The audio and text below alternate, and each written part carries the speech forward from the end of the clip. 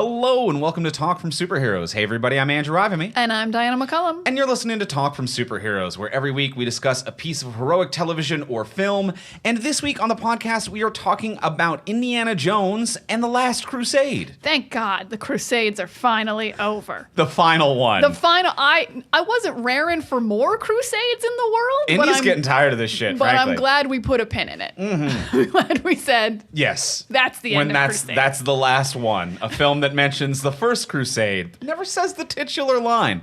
It's an interesting choice. Yeah, why doesn't a Final Night guy they to be like, well, you've blown up my spot. This truly was the Last Crusade. You need someone always to say the title of the film. Yeah. Because I like to point at the TV and yell, that's the name of the movie. You gotta do the Leo point with the drink. You know how I like to watch things. We know how to live. Well, we're talking about the new Indiana Jones today. In a few moments, we'll be joined by a wonderful guest, comedian Tracy Hamilton. We're very excited to talk about Indy, and we're doing that because the new Indiana Jones is coming out shortly. We'll be covering that as well on the podcast, Indiana Jones and the sensible shoes of an old man adventuring, I believe it's called. The Grumpy Ford. That's correct. Yes. That's correct. So we'll be talking about that next week on the podcast. But before we get into this episode, we want to thank our wonderful sponsor of today's episode. We want to thank our friends over at TeePublic. At teepublic.com. You're going to get your next favorite tea, but also I'm going to throw it there. You can get lots of tank tops because it's hot, hot, hot. It is getting toasty. It's getting toasty. Andrew's got one on right now from teepublic.com. teepublic.com. Yeah, so I do. Look at you. This is from teepublic.com. He loves it so much he didn't even wear it on purpose. Sun's out, guns out, fun's out. It's a t-shirt, tank top from teepublic.com. But the thing I always say. The great thing you always say. But the t-shirts on teepublic.com have designs made by indie artists getting a fair commission for their work. And also they're just designs by people who love the things that you love and are going to make cool shirts about those things. Yeah, because it's an independent artist, you're going to get something unique and something kind of special to your interests and just something that's a little bit different from the main line. One that I am liking this week is a shirt called Map Dinner Hockey, and it is a silhouette of Indiana Jones that is filled in with the airplane going over the old oil painting map with the red line, classic, going across for where all the stops are. It's just a fun, stylized version of what Indy kind of represents, and I like that a lot. I like silhouettes of people who you're like, I know who that is immediately. And Indiana Jones is for sure one. Oh yeah, that hat'll do you. That hat'll do you. My shirt this week is called Johnny is Fine. It is Johnny Storm, but he's in that meme of the dog who says this is fine in the burning cafe, and it is fine because he's Johnny Storm. And this is actually our shirt that we designed. We're one of the independent artists. We're one of them. That's us. We're one of many, so you can support us and us. That's a double down on that one. Because whenever you shop through our storefront, you support the independent artist who designed that work, and you also directly support this podcast as well. So be sure to head to our storefront where you can see the ones we've just mentioned, ones we've previously mentioned on the podcast, and ones we've never mentioned but just think are cool. Secrets. Gotta go to the page to see. I guess not secret, but one more step. So check out our storefront over at teepublic.fromsuperheroes.com. That is teepublic.fromsuperheroes.com. And thank you very much, TeePublic, for your support. Thank you so much, TeePublic. And now let's get into the conversation. Let's talk about Indiana Jones and the Last Crusade. The last one, you guys.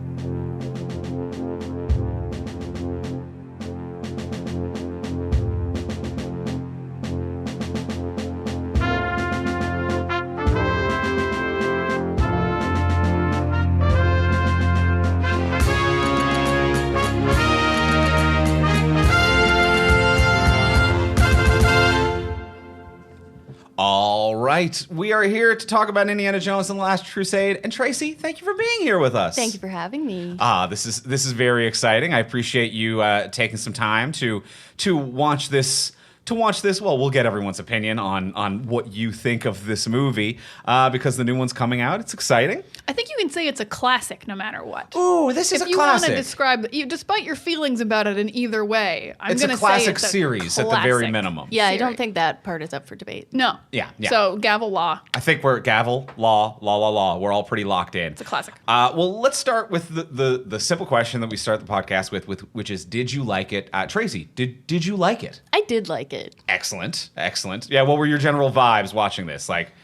Okay, so this is a movie that is referenced so much in popular culture that I have never seen. It's one of those. Oh, interesting. Yeah, this was okay. my first time seeing it. Have you seen any indie movies? Okay, this is like humiliating to admit. Okay, I think we can all feel where this is going, but I have seen one. Was it Temple Oh. of Doom? It was the Crystal Skull. yeah, okay, yeah. Worse than Temple of Doom. I know. And like, I'm aware, okay? I'm Yeah. aware. And I'm also, it's one of those things where like, I'm aware that this is a gap in my movie fandom, in my like pop culture knowledge. Indiana Jones has always been a gap. So I was very happy for the opportunity to watch it in totality. Like I've seen, pieces and stuff of it. You'd have to. A as clip you do. or like contextual pickups through pop culture and things like that. Yeah. But to actually watch it from start to finish. And I did enjoy it. I genuinely did. Excellent. Love to hear it. Diana, did you like it? I really, really liked it. Did it get to a love? I don't think it got to a love the way Raiders does, but I think it's very, very good. I think Sean Connery and Harrison Ford are incredibly good at banter. They also have very good dialogue that they've been given for this. The stunts are incredible, but the combination of stunts with like comedy and personality is also what really highlights this. Like I think I like the fireplace set piece like the best. Like one room's on fire, we're trapped in a spinning fire case. There's fireplace. There's so much going on, and the stunts are wildly impressive for all practical stunts that Harrison Ford is doing a lot of for a man who I don't think wants to do his own stunts. Is a thing I would say, but it's just a fun romp. Everything going on is fun. You're like, yeah, let's punch and kill Nazis if they have to be here. It's because we're gonna kill them, and that's always fun. And and then we just get to at the end, we're like, oh, does God exist in this movie? That's a big question mark at the end, but at least a father and son are back on the same page. So yeah, I had a great time. It's fun. It's great stunts, good action. Harrison Ford's here.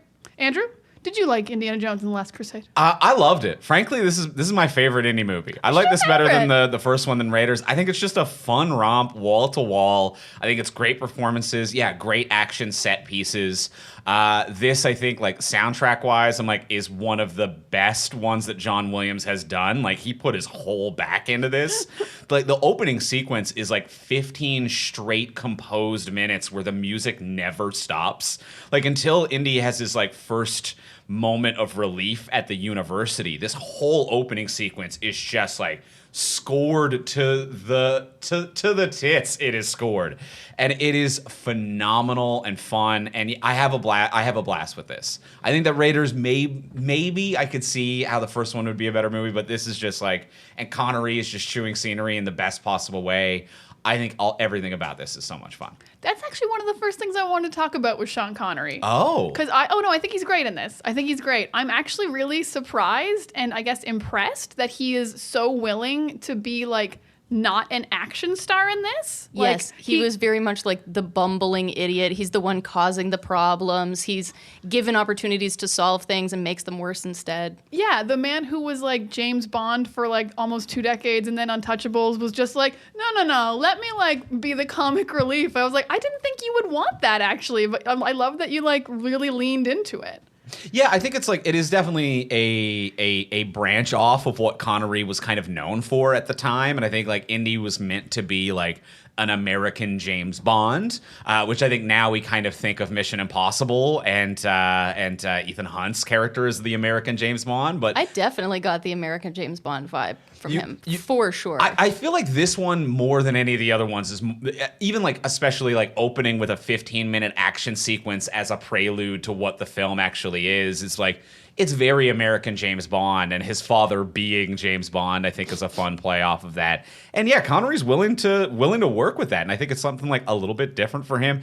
But he sells the shit out of it. Like there are moments when Indy like is kind of like waiting to catch up with his dad, and he's hearing about this different side of his father he hasn't seen. When he's being told it's like your father is flat out giddy like a schoolboy, and I'm like, Dad's like that.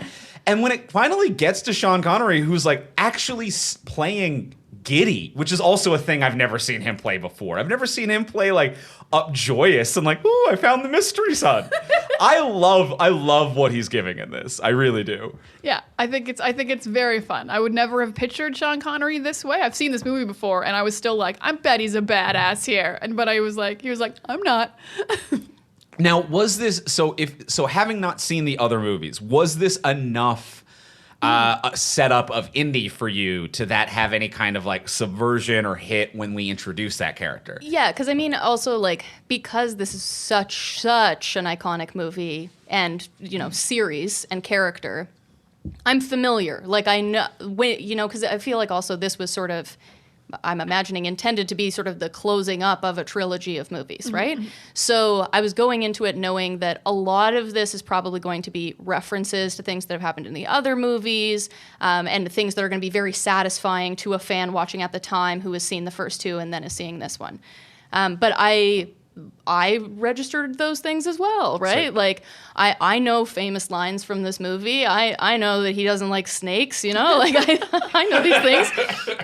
I know some things. Yeah. And so I did still find that satisfying. And also it was very just like, it was like everything, I would describe it as like everything that a 10-year-old boy would want in a movie. Ooh, I can see that. Yeah. Like really just like jam-packed, like the multivitamin of action movies. Of preteen for boy. a 10-year-old, yes. Yeah. There was like, lots of fight scenes, but with no blood, so it's not too scary. It's mostly just a lot of right-handed punching.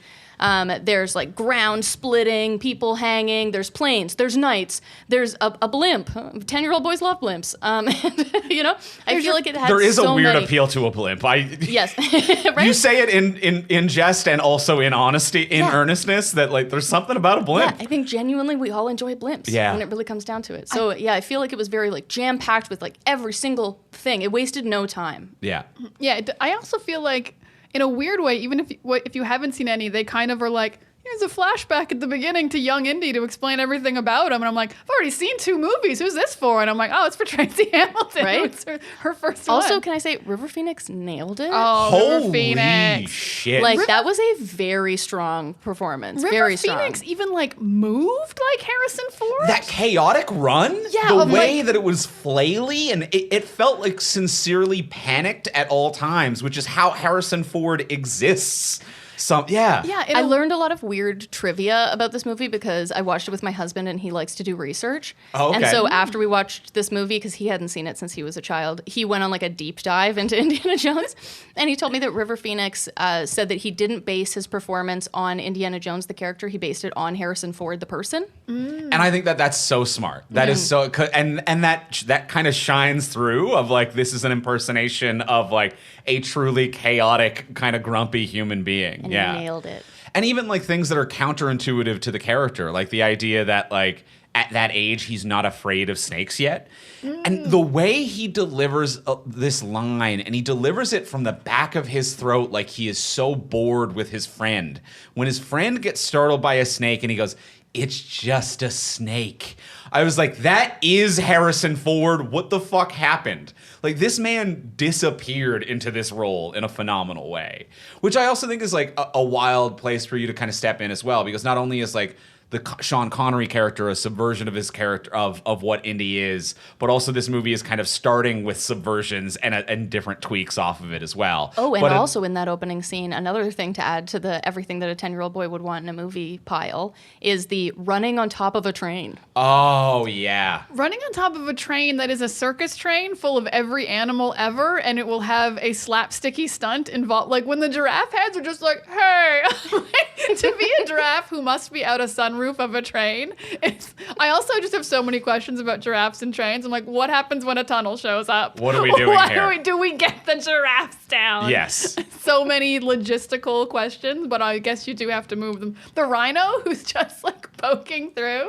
This whole sequence ruled. And the whole sequence is so well choreographed as well, because it's like, at this point, we've all seen a million versions of fight on top of a train. It has happened in so many action movies and different like set piece popcorn movies over the years. It's like, oh, okay, we're having a chase on top of the train. But even just the way this one looks feels unique. It just kind of like, we're starting in a horse race to get onto the train, this wide shot of the circus train, having this kind of theme and prop work with every car that they go to, kind of using the upper and lower geography for like, are we getting boxed in and going through? It's just really, it might be the best way that this has ever been done. I was overjoyed the whole time. It was really, really fun to watch. It was really fun. And it was a really, really strong start. It was a strong start. I also think it really helped because I usually am not a fan of like when a child can beat up an adult. I'm like, no, he didn't. No, the adult won. No. And like, he's not like a child, but he's in the Boy Scouts right now. So he's clearly supposed to be a teen against 4 adults. But I'm like, oh yeah, if you have all these obstacles and he's just faster mostly. He's not like a better fighter or stronger. He's just like throwing snakes at them and like they give him all these cool props to like, it's more Home Alone-esque. Yes, definitely. It was a more like a more, I don't want to say realistic because nothing about that was realistic, but a more like you can conceive of how that was possible. Yeah, how not this child beat 4 we have people. to suspend our disbelief about how strong adults are versus children. Yeah. Yeah, like when I read a Batman and Robin comic and I'm like, yeah, the 12-year-old beat up the adult. It's fine. He knows acrobatics. No, he didn't. Because it does feel like at the end of it, when that gang essentially win, like because they've bought out the mayor or whatever the hell is going on there, it does almost feel like they've been annoyed by this child today. And that, I think, is the right level of a child winning in a fight. It's not like they're all like battered and tattered to be like, this kid is unstoppable. They're just like, this has been really fucking shitty for us today, dude. We do not like how you have handled this situation at all. We're quite annoyed. We are adults. You are a child, and we are frustrated. And that is the right level of like, you got away with it, kid, a little bit. Yeah, just a very strong irritation with his love of museums. Yeah. Exactly. Which makes sense of why they don't then come and murder him. Because they're like, we know where you live and you just did us a disservice. So I think if you made their day any harder than this, Indiana Jones would have been killed as a child. Right? Well, also, like, I love that Indiana Jones clearly was like, I'm going to base my whole aesthetic on this interaction. Yeah. This was a core memory, for sure. I really feel like that says a lot about how truly neglectful his father has been, that a single adult man was like, you'd look good in a hat. And he was like, thank you, Papa. Like, you're my new daddy. Oh, I would say the main theme of this movie was daddy issues. This was a strong daddy issues movie, which also kind of, like, no shade to anybody, but holds up when I think about the people that I've known in the past who have most strongly been invested in the character of Indiana Jones. You know who you are, listeners. I'm like, oh yeah, okay, this checks. This must have been very satisfying for you to watch, I understand. Oh my God. Now, there are a lot of daddy issues. I will say it's not like it was like some rando on the street who told him he'd look good in this hat. It was the most badass man he'd ever seen. Yes, to this point, it's the coolest person he's ever met. I don't think Indiana Jones fought a gang every week as a child. Yeah. Yes, but also I feel like if a child that age met somebody who they thought were cool and kind of badass, that something might stick with them for maybe up to a year in terms of style 30. choice. Not, this is who I am now, and I'm going to be this forever. Yeah, that is real. Yeah, that's a good point. Yeah, this was a big week. It's when snakes were scared for him. He got the whole look that he was going to go for. We saw the dog. He named whipped himself his own after. chin Yeah, and he got got his the little chin little scar cut. that he has. Yeah. So yeah, huge week if you're indie. But I will say that maybe it is one of those things that it started out as like a goof or like your personality for a year because you're a kid. And then maybe he just learned that it is a pretty functional outfit, which I will give the outfit credit for that. That is just like, ooh, what about a fedora and a leather jacket? It's like, it does beat a yellow t-shirt and a neckerchief of your previous adventuring outfit. It has more function and uses. It's style and pragmatism. Yes. Yeah. This is an adventurer's outfit for a reason. I also feel like it was like a really nice fedora. Like I think it held up over the years. Or he like got replaced it and he was like, this is my look now. You know when you find like a nice thing and you're like, I'll buy 6 in case I can't find it again. Exactly. It fits really well. I'll just put it all in my closet and I've got them now. So I don't have to worry. We could spend quite a lot of time on daddy issues, quite frankly. because it is the entirety of the movie. It is just father issues. Absolutely, yes. Yeah. And like not only indies, but also like going back to what I said about it being like this was constructed to be everything that a 10-year-old boy would want. The satisfying nature of this movie to somebody who has issues with their father as well. Mm-hmm. Like the fact that they've made him a bumbling idiot who's kind of like the one causing or making the problems worse. And that Indy gets to be like bigger and smarter and stronger than his father, and he's the one who's cleaning up the messes and fixing it up, and he's better than his daddy. And he gets to save his life, and at the end, his dad gets to say, "I love you. Leave the grill alone." Yes, exactly. Mm-hmm. Going, "I love you more than I love this thing that I've loved more than you forever."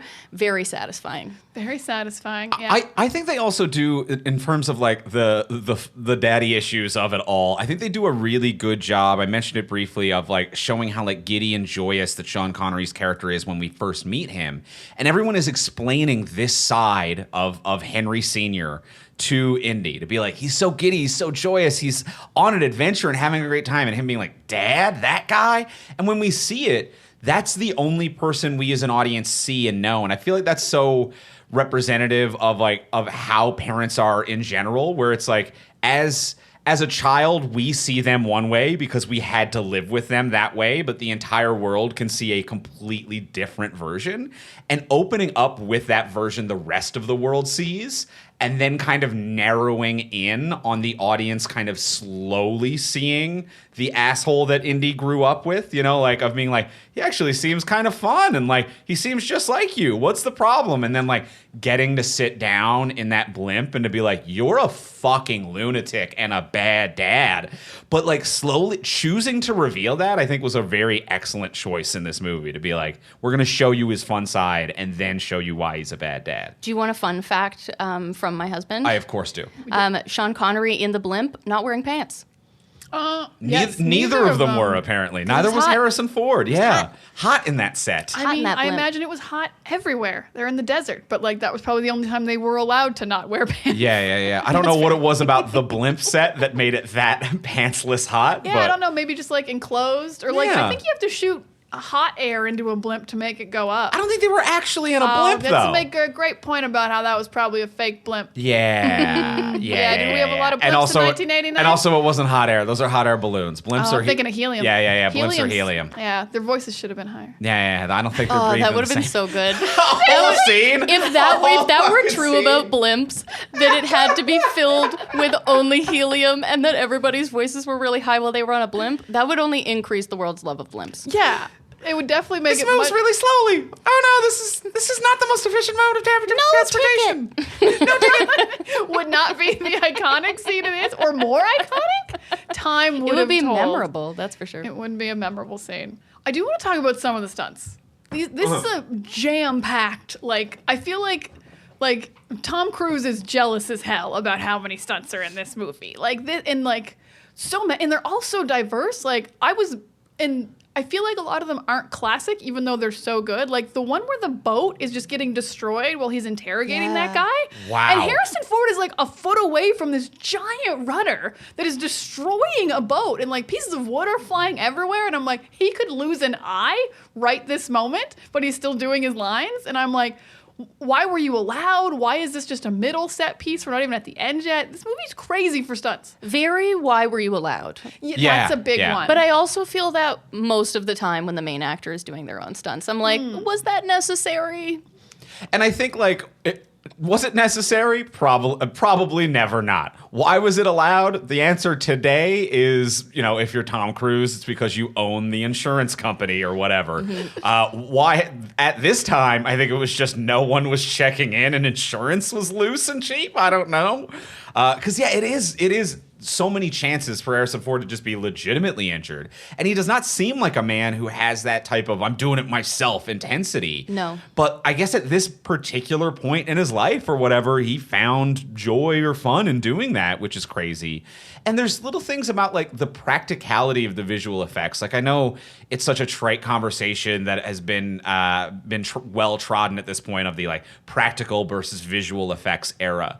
but there's some stuff that looks bad and that makes it look good. Like when the boat is hitting that rudder, I think that there are things that are inelegant about it that adds to like the real life fear. Like parts of the boat hit the rudder and it doesn't just kind of, it doesn't turn it into a wood chipper. It doesn't turn into dust. There are times where the rudder hits it and inelegantly a whole plank of wood will kind of bend off the entire side of the boat. Yeah. And I feel like if that were done today and it were done with visual effects, the reaction would be a consistent pulp of wood, or it would be a 100% replicatable effect for every single nanosecond of that interaction.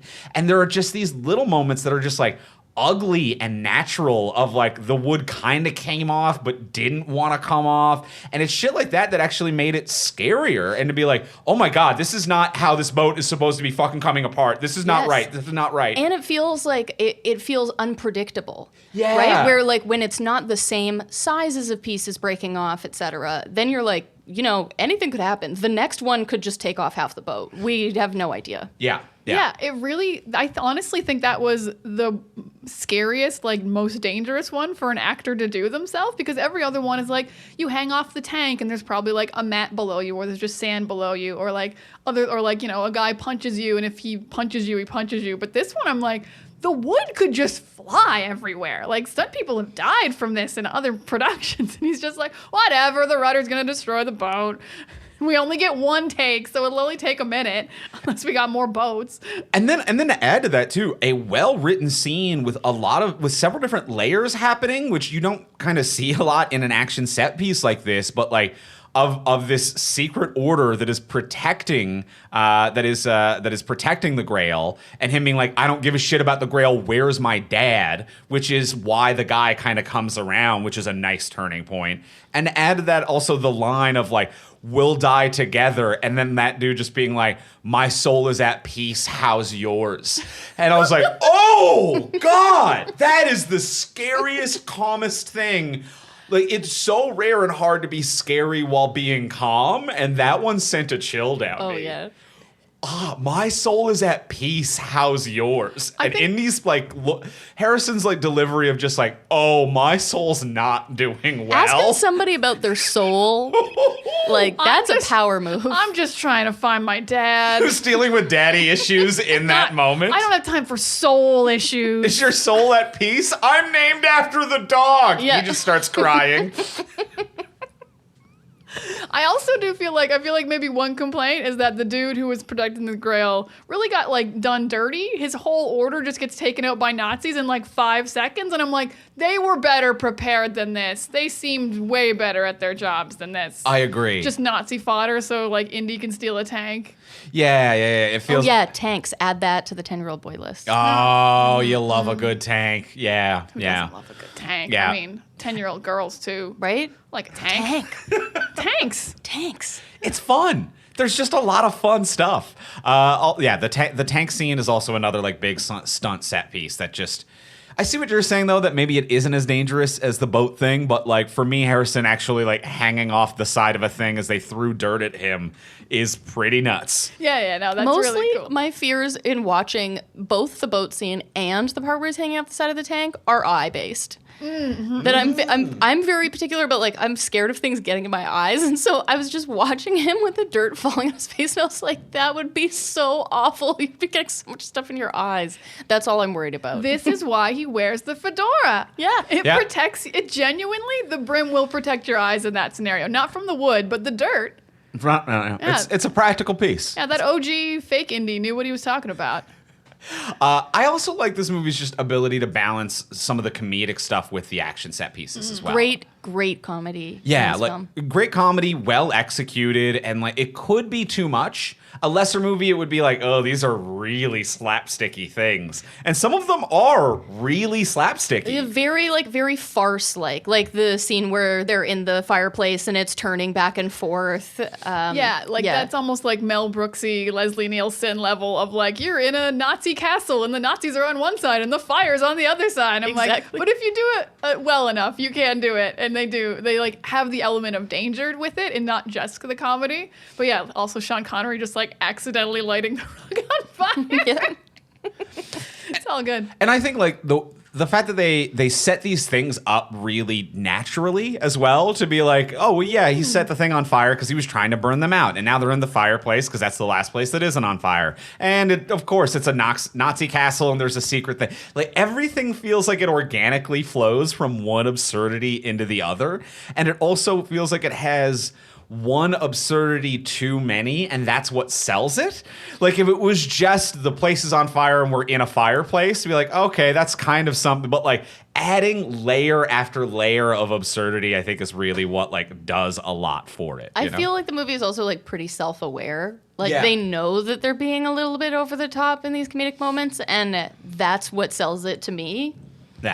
Yeah, I agree. And I also like Indy coming up the cliff and just around on his friends as well. Like, Oh, that was just man. that was a great moment. And looking down at the same thing, that's classic. Yeah, that was really framed very well. As like, I was like, how did they not see him? And then like the camera pulled away far enough. I'm like, oh yeah, you wouldn't see him right there. All right, I'll allow it. This is funny. Yes. You get this one. Well done. Because there are moments of truly great camera work and beauty in this. There's one little moment that I really like. And this is just like classic Spielberg filmmaking, a man whose name is synonymous with the art form of direction because he is that for a reason because of his excellent execution of everything. But there's a moment in the blimp when Indy and his father are having that conversation, and there's like a candlestick in the center of the table, and the shadow cast across the table by the candlestick does a 180-degree spin, and it is facing the opposite direction, and that's when Indy's like, we've turned around and are going back to Germany. But I'm like, the visual language of having a shadow on camera do a 180 is beautiful, and a level of detail where it's like, you don't need that, but that's what sells that. Like in a script, it could easily be a character senses the plane's turning around. And in the script, Indy is saying the information the audience needs. You don't need to have a second version of it. But to visually tell it makes so much more sense now, and it feels so much more real when the character knows it. There's little shots like that where I'm like, it's so perfect that that's in the... Oh, I love it. Oh, I love it so much. Yeah, we as the audience get to see why Indy's smart. It's not just like he's like, I felt the vibrations in my body. We're like, oh no, we saw the candle move, and like, oh, that's what that means, because like you've obviously turned the blimp around. We're like, excellent. I've been told twice. Now I know exactly what's happening. Yeah. We have to go get on that little plane. You gotta get on the little plane and get out of that, and so many great things. I want to talk a little bit about John Rhys Davies, who I just adore. What an underutilized gem in this film. Truly a gem, playing Sella, making his return, but just his like when he's doing that bit with I forget the name of the other character with Marcus, where he's just like, there is no museum here, run, and Marcus not getting it. I love that run. Look at the newspaper, run. The consistency of run. John Rhys Davies is just so comedically talented, and I love the timing of that moment. The timing is so good, but the whole sequence is so good because John Rhys Davies aside, he shoves him through a doorway that ends up being a truck is also so ridiculous. That one might have been the only one in the movie where I'm like, I think that one might be a hair too Where far you're like, for that's me. a little much. That might be a bit much. Is Tracy. every door a truck? Like, how do you leave the town? That is one way to cover all the exits of a city. Just make them all trucks. Every door's a truck. The classic Nazi strategy of every I've door's always a truck. said that every door's a truck. Every door. That's why I never trust doors. Some people are like, come on into my apartment. I'm like, that might be just a big truck, though. Don't trust doors, don't trust trucks. Exactly. I can't- Classic Nazi trap. That's why I can't watch the Transformers movies. Every time I turn on No the trust. all trucks. you turn on the History Channel, it's World War II in color, and they're like, and in this battle, the Allies were in trouble due to the Nazis. Every door is a truck strategy. That's right. That got a lot of them. Almost got Churchill. Oh shit. They almost got Churchill with the. Yeah, I read that. Yeah, you read that too. Yeah, eh? I read okay. that. Okay, thank you. I'm glad we both read that. We're learning so much about history on this episode. We're- Like, because Nazis as well. Oh, we have to talk about the Nazis a little bit. Sure. Mostly, well, like, speaking of Spielberg quickly, though, there is an incredible shot that I actually wouldn't have appreciated how good it is, except I saw someone tweet out about it before we watched it, that this shot's incredible. And it's a one shot, which is what makes it so amazing. It's when all the books are burning at the Nazi rally, and it does a long pan of, like, thousands of extras, and it pans across, but then we zoom in, and we're just in a parking lot, and Indy has knocked out a guard to steal his uniform, but it's all in this one establishing long just turn of the camera. So it's like Harrison Ford's just dragging a body while thousands of people in Nazi costumes are burning books like 20 feet away. Right? Another fun fact for my husband, most of those were real Nazi uniforms. Oh, yeah. I did read that as well. Yeah, that's really upsetting. disturbing. That's grim. That's grim. Right? Yeah, that they found that and was like, yeah, this is fine for film. Yeah. Ooh. But I guess, I don't know. I guess we let Spielberg do it. You make Schindler's List where, you're allowed to do this. I don't know. Yes. I mean, what are your options? Either destroy them or be like, we're going to use them for free. For a scene that is about how you suck. Yeah. About how you suck. I Yeah. mean, Spielberg also was like, you can cross your fingers behind your back while you do the Nazi salute so it doesn't count. I'm like, I like that for extras. Because I also wouldn't want to do the Nazi salute. Oh, another great moment of comedy in there where they have Adolf Hitler autograph the journal. So good. It seemed like a little bit in case you haven't caught on that this is Hitler, we're going to make his signature so clear. Yeah. He's just one other guy in a little mustache. Yeah, that's not. No, it's Hitler. This one is, we've established this is clearly Hitler. This is Hitler here. But the sequence also has probably the equivalent to how badass the other guy was in the boat scene, with Indy just being so stone cold to this lady after she turned Nazi.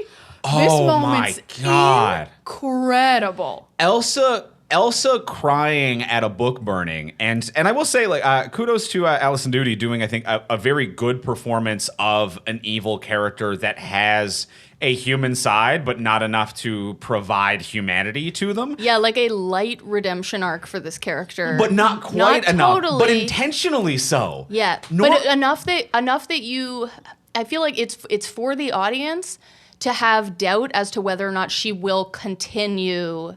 Yeah. Right? And so you have some kind of hope at the end that maybe she can redeem herself, and then when she doesn't and she does that final grab, and gets her comeuppance. Because normally a failed redemption arc is a failure in storytelling, but this is the intention in storytelling. So she gives a phenomenal performance of her almost crying at these books burning, and then her trying to explain her humanity to Indy and being like, you don't understand, it's actually more complicated than you think it is. And Indy grabbing her by the throat and being like, I don't give a shit, I'll kill you. Yeah. I'm like, that's how you react to that. I like this. And that was such a great moment because you get such insight from both characters about how they feel about each other when he's got her by the throat and he goes, all I'd have to do is squeeze, and she goes, all I'd have to do is scream, and then neither of them do those things. Yeah. Neither of them do those things, but both of them would if you pushed them just a little bit more. Yeah, Indy's no tolerance for Nazis. I'm like, how did we get away from this? I love it. Of you don't give them a platform, you don't listen to their reasons, you just cut them out of your life immediately and threaten to snap their neck. Yeah. And also especially if they also sleep with your dad. Yeah, that's also not cool. I think that like bottom of the barrel after the Nazi thing, but still not cool. Also, I feel like we never really. Okay, this is one hole I'll say is I feel like I didn't get a satisfying explanation as to why she would have slept with his dad. I mean, the same reason she slept with Indy. She just wanted him to trust her. For trust? Yeah. That's how you get a guy. Yeah, that's how you get a guy to be like, tell me all your secrets, give me all your Bible, give me all your journals. Sure. Yeah, no, I mean, I actually feel like that is easily, by far, the least problematic to not even a problematic thing she did. I think you can sleep with a father and son. I think that's fine. Yeah. You can't be a Nazi. You can't. Yeah. Well, if you're a Nazi, she's done worse. She's done worse. I mean, they're all tied together. You're intentionally sleeping with a father and a son, knowingly with forethought, due to your Nazism. So it's all a rich tapestry of bullshit she's bringing to the table. So there's a lot going on in that well. There's a lot to dig into. Yeah. And here is the most annoying part about Elsa being a Nazi is that she has the most incredible outfits in the world. And I'm like, I would love to wear or cosplay these, but you're a fucking Nazi, and I can't. But you know. look so good. The wardrobe is incredible. Oh my The God. silhouettes, she looks like a fashion drawing. You know what I Yes. mean? Like she looks like a sketch of a vintage outfit. She's incredible. Oh Gorgeous. my God! The one in the desert where she's like a bodice, but like a V blouse on that is just good. gorgeous. With the goggles? With For the some reason, the goggles. goggles added to I it? know, right? I've never seen someone in goggles and thought you're pulling off goggles. Especially if they're the only one in the crowd wearing goggles. Yeah, goggles and a blouse don't go together. Right, But- right. Are you dressed for welding or work? What are you doing today? But somehow it fucking pops. And it's so upsetting. I'm like, these are my favorite outfits in any movie ever. And I'm like, fuck, Nazis did no fashion. Yeah. God damn it. Yeah, yeah. The fashion is on point. Oh, so frustrating. I can't cosplay this. They had great designers, Yeah. the Nazis. Yeah. Yeah. But the fashion, I think, and like just wardrobe design across this film, everything works really good. And they do a really good job of just like creating a visual language that keep things consistent. Even that opening sequence, that opening 15 minutes of like young Indiana Jones and kind of that crew that one-ups him. And then the cross goes to the guy with the cane and the white Italian suit. And then when that suit shows up in the boat, it's just such a like a recognizable look that it's like we only got a flash of this character and you weren't even the main bad we interacted with. But like just creating these looks and these silhouettes in particular that especially on like this dark raining boat where it's like we are giving the audience 2.25 seconds to recognize silhouettes. Can we do that? And the wardrobe design just nailing it every time. Every single time. Even Sean Connery with like this like multi-layered kind of heavier tweed outfit and the unnecessary briefcase and umbrella that he won't let go of for no reason. It never comes up that there's anything of relevance or importance there other than one umbrella bird goof. But there's no reason for him to constantly be fumbling with it the whole movie. But it feels so logical and consistent that he just will never let go of a briefcase and an umbrella. I love these very specific looks and silhouettes they create for these characters. It was the most action-packed fashion show I've ever seen. Yes. Yeah. It was fashion everywhere. And I also, I love the idea that like everyone in this world just chose kind of a look and stuck with it. Because like Indy was like, this is it. And guy in the white suit and the cane was like, this is it. It's like 15 years later. And he's like, I still wear white Guy in suits. the white suit with a cane was like, when I was a child, a man with a white suit and a cane.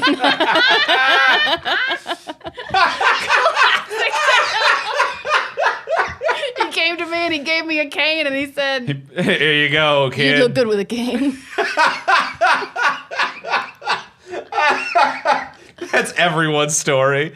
There's only been 4 outfits for all of time, and they're just getting handed down from someone with father issues to someone else with father issues who is not their son, but is someone else's son. Oh, fuck. I think that's a beautiful thing. I love that so much. I think that absolutely works. Oh, we talked about stunts, but I feel like we have to talk about the stunts like and the visual effects. Mostly I want to talk about like the leap of faith, to be honest, which is not a stunt, but is?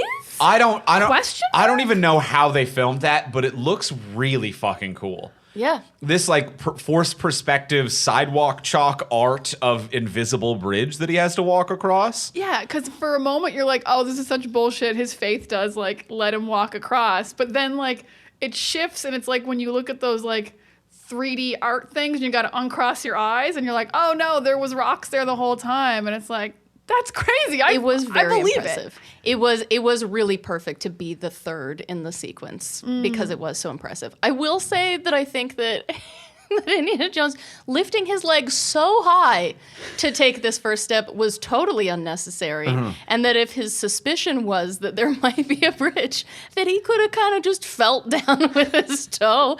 You know what I mean? Yeah. He really committed to it, though. He it was very did. faith-based, Especially because He did go for full faith on yes, that one. it was maximum faith. He was not thinking like, what if I science it a little? That was full faith. Now, I will actually say I think it is absolutely fine for Indy to go full faith because Indy has seen the Ark of the Covenant kill 50 Nazis. Ooh, he has seen magic exist. Indy is not He's working. seen magic exist. Indy is not working on a faith-based, like maybe God is real. He's like, I've seen it. No, these are actual magical items. They kill Nazis. There is magic in the world. I've also seen whatever happened in Temple of Doom. I can't really remember what it was, but I think they pull your heart out and it doesn't kill you. So I think it's magic. So he's like, I could do a leap of faith, but it's not faith. It's leap of facts. But then for the way back, he was like, leap of sand. Yeah. Well, he also could have done that on the way across if he thought about it. Easily. Like throw a little sand, be like, is there something there? Yeah. Oh, there is. Well, here's what I'm going to say. I agree with you. I agree with you, Diana, that like he has seen magic exist in this world. Magic. Catholic based at that. Magic, true religion, however you want to describe it. He has seen fantastic things exist in this world. But he also saw that the first two puzzles were just levers and pulleys. Ooh. So at this point, you should think that this is also, by just level of human deduction, you're like, something is going on here that is also a series of levers and pulleys.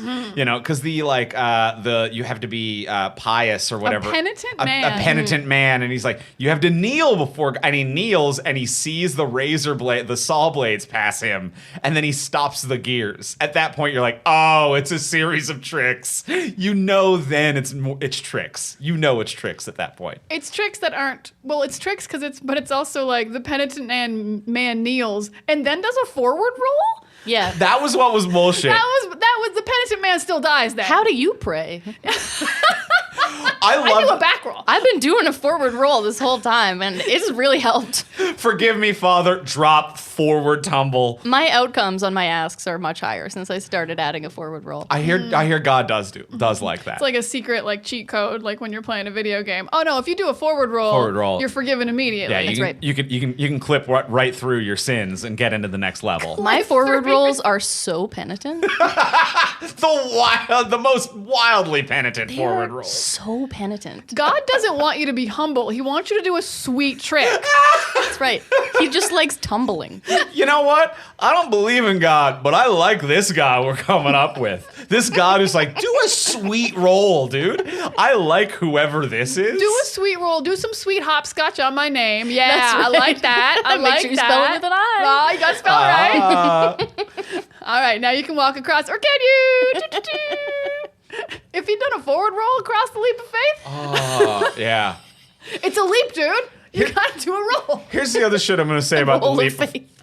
Here's the other shit I'll say about the leap of faith to kind of backtrack to what you were saying, Tracy, is that he should have still plummeted to his death because the way he stiff leg Ministry of Funny Walk full on puts his whole ass leg up in the air. Yeah. It felt like we've all done this, you know, when you're like at the bottom of the steps, but you think there's one more step and then it almost fucks up your whole ass day because you can fall and like you can lock your knee and hurt yourself pretty bad. Taking a drop like that like 2-foot drop with a stiff leg, I'm like, you broke your knee and plummeted to the side and off of that cliff forever. At the very least, you'd be like, my ankle. Like, oh, fuck. Like, you should at least, like, take a stumble. Shouldn't have taken that so hard. Yeah, your knee was not ready to take that. No, it didn't even count as a leap.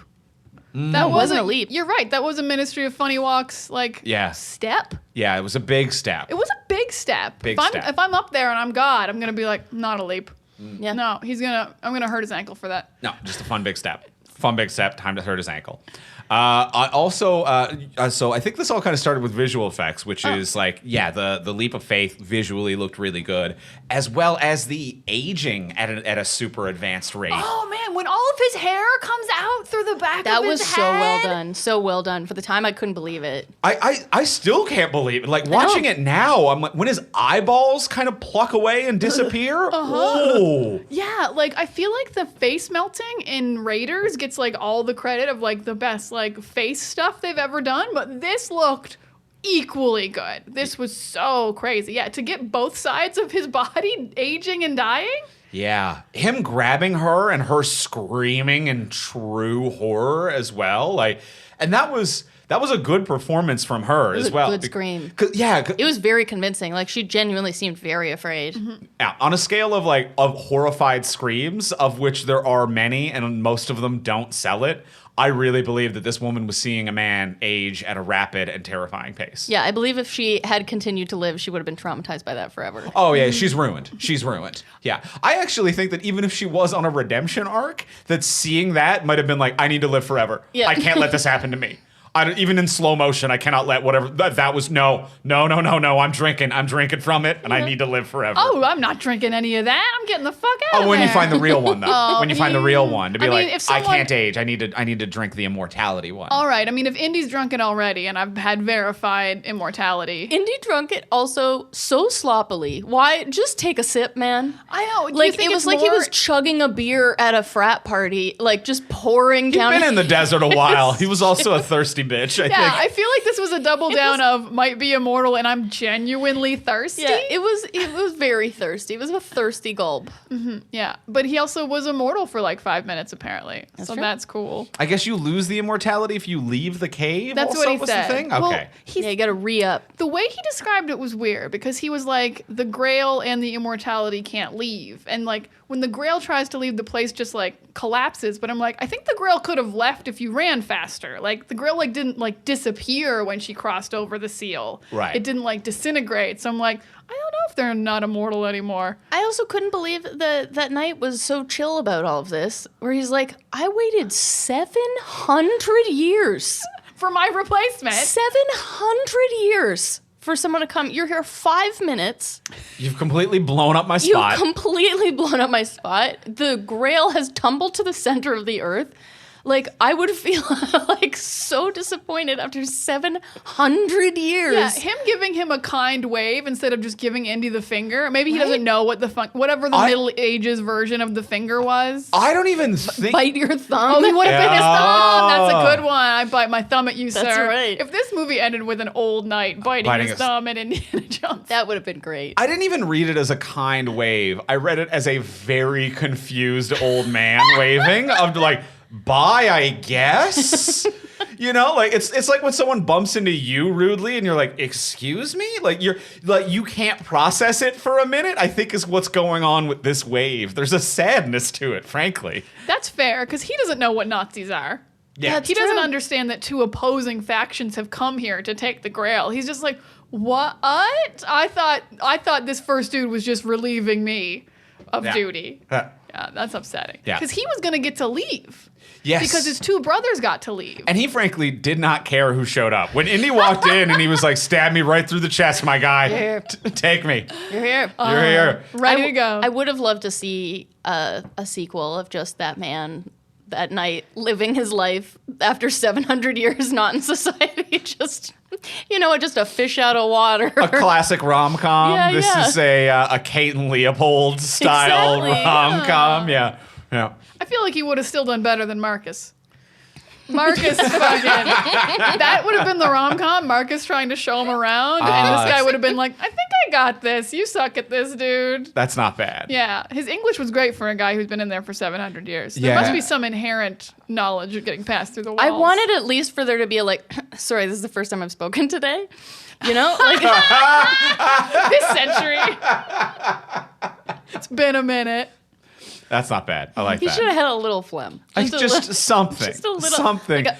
Sorry. Just Excuse dust me. comes out. Yep, exactly. Well, Yeah, then yeah. I hope he died when everything collapsed, or else he's just alive at the bottom of a hole. Yeah, just immortal trapped under a because rock. he still didn't leave. He didn't deserve that. Yeah. Well, I don't know if his side collapsed. It was like the center by 'cause the it goes- entrance it keeps collapsed. going back It keeps further. going. He might have just went back and then chilled more.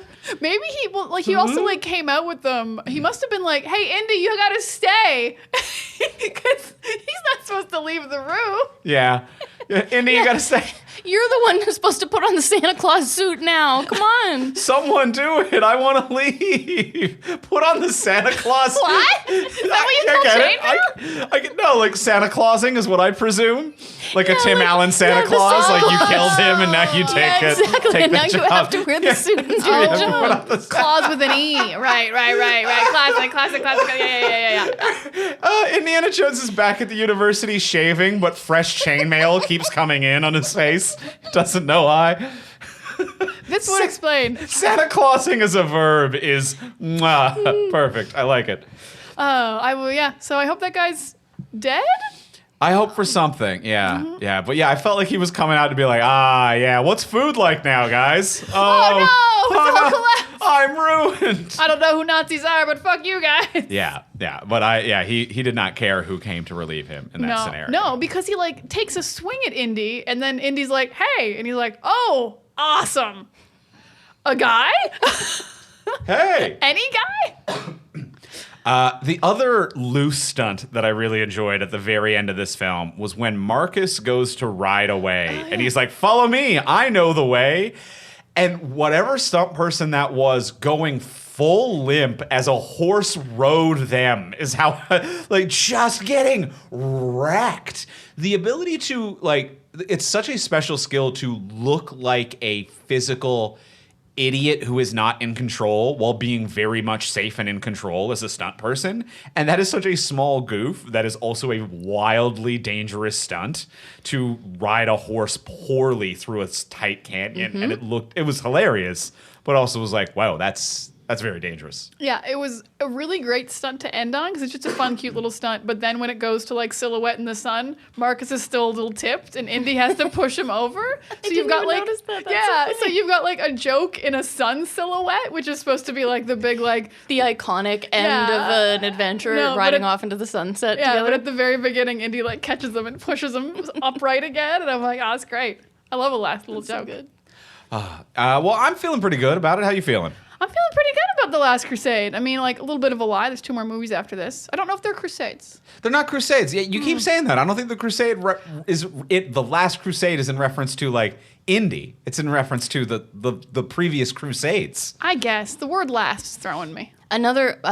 Maybe perhaps a final fun fact from my husband is that it was originally going to be called Indiana Jones and the Holy Grail, but Spielberg was worried that people would confuse it with Monty Python and the Holy Grail, and so they changed it to The Last Crusade. I don't know if I would have confused it, but it would have been like, that's been done. There would have been more jokes about it. It would have been maybe taken a little bit less seriously. Yeah, in hindsight, it seems like, oh, that's probably not that big of a deal, but the Holy Grail was so huge So at the iconic. time. It was still 15 years after that movie had come out, but Yeah. it was still so like what you think of. Also, the fact that it's like blah blah and the Holy Grail, Yeah, right? That the it's naming so convention. similar in title in that way. I get that. That makes sense. I think that was the right choice. Well, let's go in for the close. Let's ask the final question of what would you change? So now that we've discussed everything we've discussed, what would you change about this movie if you could change anything?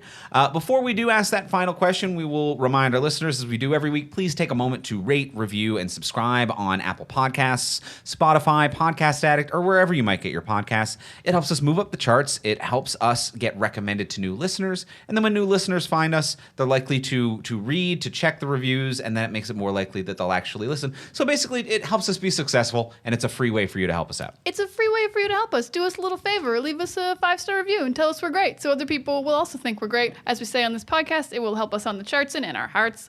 It means a lot to us. If you have a few seconds to leave us a review and review a couple other podcasts you like while you're there, Yeah. you'll feel good. You'll feel good about it. And as well, if you want to, that's a free way to support the podcast. If you want to support the podcast monetarily, you can do that over on our Patreon page. Patreon's a monthly subscription service where you can subscribe at whatever level is in your budget and get cool bonuses for doing so. So we have different levels, whatever your budget might be. Even at the $1 level, those $1 add up and help us keep this network running. And you get our webcomic a day early at the $1 level. At the $3 level, you will get the podcast early and ad-free. So you'll get that at the $3 level. At the $10 level, you get a bonus episode of this podcast every single month. Yes, and in July, we're actually going to be doing Crystal Skull for Indiana Jones. So Yeah, we're doing so if you more wanna- indie. If you want, yeah, more Worse different indie. indie. Shaya's there. So we'll be covering that on our Patreon bonus this month. And also, if you sign up at the $10 level, you get immediate access to the full back catalog of all of our previous Patreon bonuses. And as well, you're not locked in, so you can always cancel or change your level if your financial situation changes on any given month. So if it's in the budget, please check it out and support the network. It helps us keep the lights on. It helps. It's what allows this to be our full-time jobs, and we appreciate you so much. Head on over and check out our Patreon page at patreon.com/fromsuperheroes. That is patreon.com/fromsuperheroes. And now, let's go in for the close. Let's ask the final question. What would you change? Diana, let's start with you. What would you change? My change is I'm going to make the cross be a clue, because this was a movie about finding the Holy Grail, and I was very confused that the opening is about a cross, and it was completely unconnected and unnecessary. I was like, because I guess Indiana Jones does. I actually don't remember how Temple of Doom starts. Oh, no, I do remember how Temple of Doom starts. So, yeah. That's the boulder, yeah. Yeah. No, that's Raiders. Oh, that's right. Sorry, Raiders. Yeah, I forget how Temple of Doom starts. Yeah. No, that's the casino in Temple of Doom. Okay. So, like, the Indiana Jones movies do kind of start with a cold open that isn't connected, but either it had to not be a cross, or this cross did have to have, like, be a clue.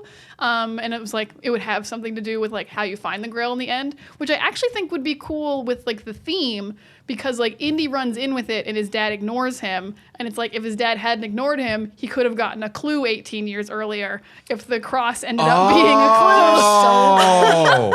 And then it teaches a lesson to be like, you should have listened to your son. Yeah, You're so you should right. have paid attention to each other and shared your interests. I mean, your son clearly shared your interests. He became an archaeologist and knew a lot about the Grail. So yeah, if he had not neglected his son and the cross was a clue, he would have gotten that clue 18 years earlier. That would be a great edit. So You're my right. change is that the cross is a clue. I love that. That's Thank huge. you. That's huge. Tracy, what about you? What would you change? I would have loved like one non-Nazi woman to be in this movie. I think I would have liked Yep. a non-fascist femme character. It's not a lot to ask, is it? Yeah, that's all I want. A pretty reasonable ask. With like, even I would have even taken like women in the hordes of people fighting. You know what I mean? It was just, there were like 300 men in this movie, and there was one woman, and she was a Nazi. Like, it would have been great. Yeah, the only other women are like his students who are in love with him. Yeah. And that's it. Yeah. And they're all like way too young for him now. And they are also truly chaotic in a way that I can't even understand. Are they zombies trying to get through a doorway, these students? What was happening there? Yeah, it was a very unnatural way of being. Yeah, the googly eyes and being like, I'm distracted by how handsome you are during class. I'm like, Sure. that's the fine level. But yeah, the full zombie behavior is a bit much. Yeah. But yes, absolutely. More than one woman, definitely one who is not a Nazi. She could have equally great outfits that That we would- could I would wear and love without, that. political repercussions. Yeah, because like I feel like even if she was like had to wear one to like sneak in, I'm like, I don't know if that crosses the line and I could wear it then. How do I dress like this woman appropriately? That's all I want in this world. Love it. I Andrew, love this. what would you change? Mine would be to get John Rhys Davies in this film earlier. yes. Because even though I do think that Denholm Elliott, who plays Marcus, is very, very good at comedy, I feel like he's not immediately good at comedy. It doesn't really work as the comedic one until he meets John Rhys Davies's character, like in the desert, and then they have that like one is like, I'm the loud but smart one who's being loud to kind of cover my plan, and then you're the idiot, and they work really well together. But I need John Rhys Davies in here earlier as a like, I'm part of this crew, I'm part of this adventure, like I'm always in charge of looking after Marcus now because he's a bit of a bumbling fool, but I I'm love with you him. on that. Because that's where the comedy is for this group, I find. Yeah, because if you haven't seen them, he's in the first movie. He's not in the second one, but he's a much bigger part in the first one. Yeah. Yeah. So he definitely got a disservice. Like more John Rhys Davies can definitely get behind that. Yep. So that's my big change, which is pretty minimal because for the most part, I think it's a pretty fun movie. It's a pretty fun movie. I think those three changes combined make it almost perfect. Yeah. I agree. Yeah. We've done it. We've We've done it. Finally, someone has. You're welcome, Spielberg. Everyone's been asking. Everybody's been wanting someone to fix it, and we are the ones who did it. Well, that will be it for us this week. Tracy, thank you so much for coming by and hanging out and talking about movies with us. Thanks so much for having me. Where can the people find you, look for you? Where would you want? People can find me on social media at @HamilTrace on everything. Except for Twitter. I don't have Twitter anymore. What? Did something happen? Oh, no. And if you want to come see me perform stand-up, you can check out the upcoming shows on my website, tracyhamilton.net. .net. .com was Nice. taken. And also, I feel like .net has a certain quiet dignity about it. I like it. You're like a business. That's right. .net. So Quiet dignity yeah, is nice. you can find me there. I like that. Well, thank you very much for coming by. And next week on the podcast, we'll be covering Indiana Jones and the Dial of Destiny. So we'll be talking about the new one next week. And as well, I'll let my listeners know if you are in the Toronto area, I'm putting together a show on July 18th at Toronto's Comedy Bar. It is called Comedy for a Cause. It is all raising money for PWA Toronto, People with AIDS Toronto. It is in support of the Friends for Life bike rally, which I'm going to be riding later this summer, and it's all raising money for PWA Toronto. So it's a great charity show, July 18th at Comedy Bar, with just a fantastic lineup of wonderful comedians. If you go to live.andrewivamy.com, you will be able to get tickets there. That's live.andrewivamy.com, or you can hit me up on social media at Ivamy, IVIMEY. You can find me at Words of Diana. I don't have anything to promote right now, but I like the end. That's cool too. And you can find both of us at From Superheroes, or check out all of our podcasts and everything from the network at FromSuperheroes.com. Thank you very much for listening. We'll talk to you all next week. Bye.